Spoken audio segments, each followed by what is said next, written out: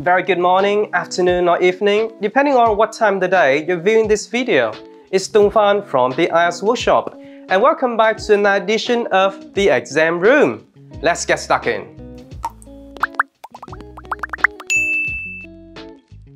Right. In the first part of the interview, I'm going to ask you some questions about yourself. So now let's talk about study. What subject are you studying? My academic pursuit ended 5 years ago after I completed my degree in journalism in the UK. So to answer your question, I majored in journalism.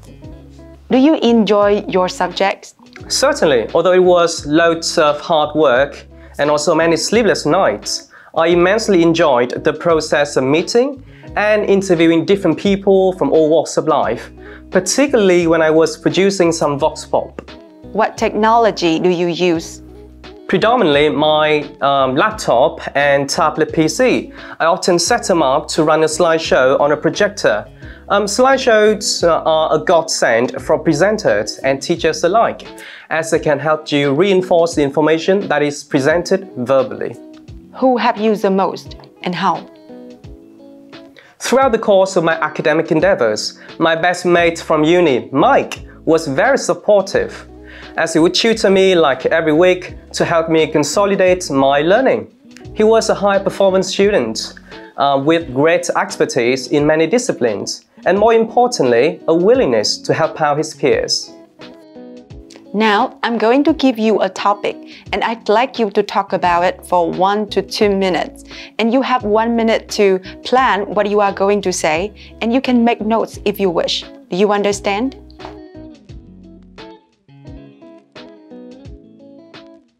During my years working as a journalist, I had the opportunity to rub shoulders with a plethora of news reporters from all around the world.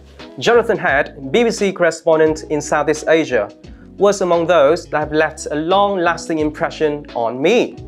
Both of us were covering a political event in Hanoi when I first met him. Now, what's so impressive about this guy is that although he's based in Thailand, he's actually well-versed in Vietnam's history and current affairs.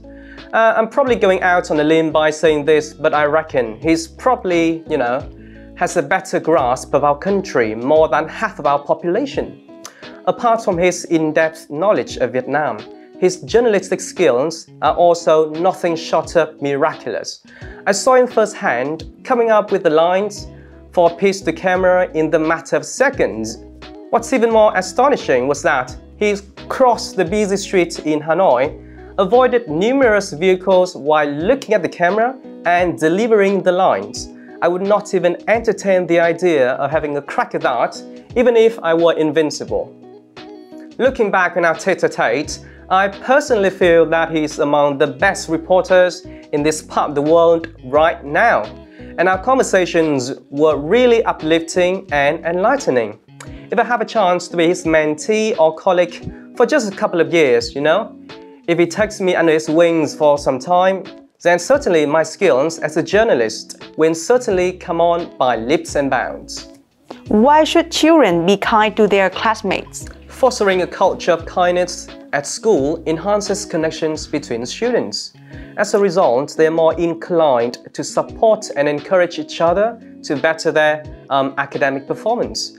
On top of that, kindness is a vitally important virtue to have later in life, and it needs to be nurtured from a young age. Can children choose their classmates? Not that I'm aware of, at least in my country. Students are assigned to classes based on several factors, including their pedigree, their background, and academic achievement. Their parents might actually put forward a request on this matter, but as far as I'm concerned, young students have no say in this. The ball is not in their court. What matters most about a colleague personality? It's often said that honesty and integrity are the two most desirable virtues that a professional should have. However, I am firmly convinced that we can't overlook shame and guilt. With these two traits, one can prevent themselves from damaging their social relationships or motivate themselves to repair them. They are instrumental in nurturing relationships at work. Are good colleagues important at work? It's impossible to overstate the significance of having helpful and capable co-workers. There's no place for a one-man army these days. It's all about teamwork and collaboration.